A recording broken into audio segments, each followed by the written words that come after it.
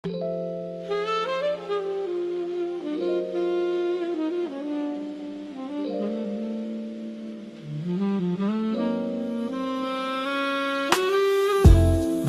ulan sa bintana,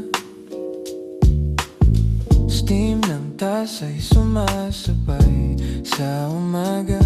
Valentine sa Maynila, tahimik lang ang galaw, kape at balita, dahan-dahan ang tanaw. Sa pagitan ng dagat at diplomasya, may usapang muling pinapanday. Mga lider nag-uusap tungkol sa hangganan, hindi sigawan kundi paghanap ng daan. May mga kasunduan na binabanggit sa mesa, kooperasyon, seguridad at direksyon ng rehiyon.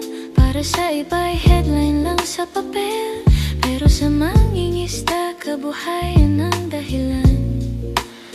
Sa Senado may pagdinig sa mga panukala, paano babalansehin ang budget at serbisyo. Hindi ito eksena ng drama sa telebisyon, kundi proseso kung saan hinuhulma ang bukas ng nasyon. Sa gitna ng ingay ng mundo, huminto sandali, hawak ang tasa, pinapakinggan ang sarili.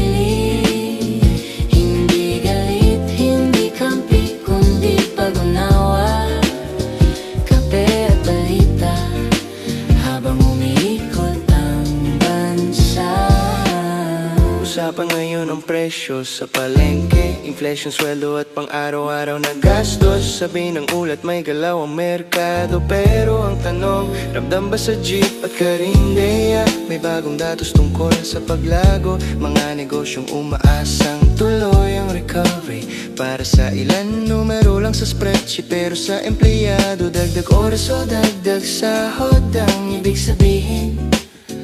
Bangko Sentral, maingat sa galaw ng interest rate, hinahanap ang balanse sa pagitan ng utang at ipon. Sa cafe may nagkukwentuhan tungkol sa negosyo, habang naglalakad ang ekonomiya, dahan-dahan lang ang tono.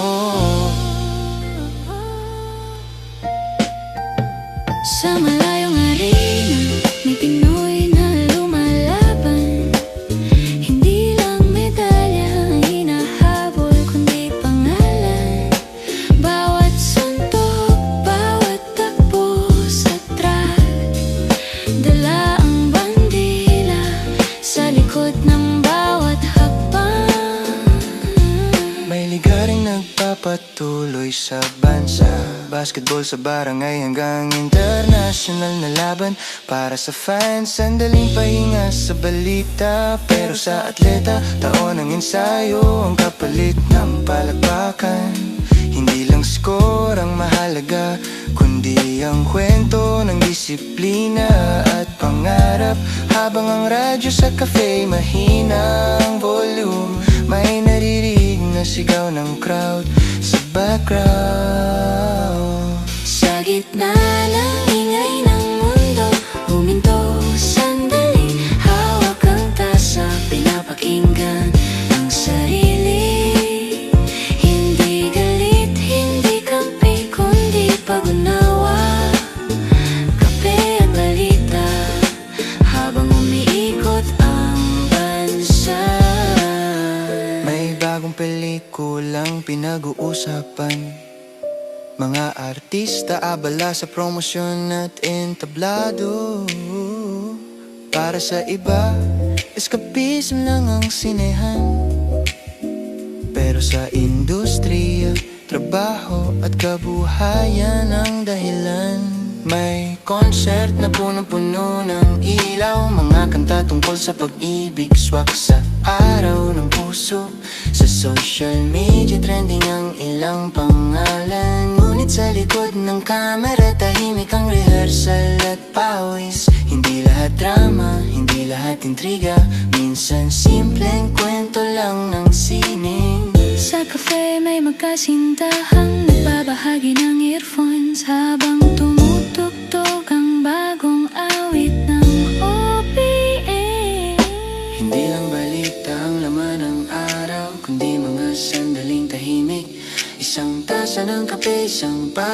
dyaryo at taong katabi mo sapat na minsan.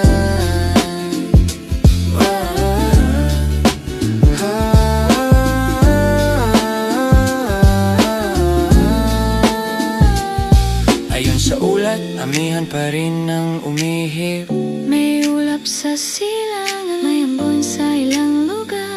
Walang bagyong direktang magbanta ngayon, pero paalala pa rin ang paghahanda. Sa probinsya, maliwalas ang umaga. Sa lungsod, malamig ang hangin ng Pebrero. Para sa magsasaka, mahalaga ang forecast. Para sa commuter, payong at pasensya ang baon. Sa dulo ng pahina, may numerong nakasulat.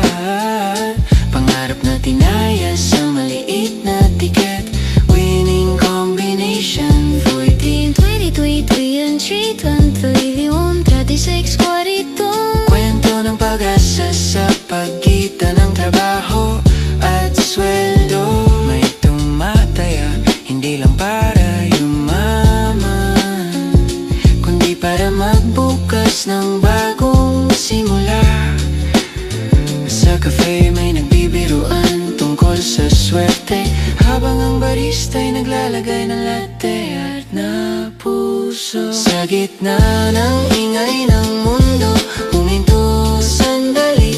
Hawak ang tasa, pinapakinggan ang sarili. Valentine's man o karaniwang araw, kape't balita, tahimik ang galaw.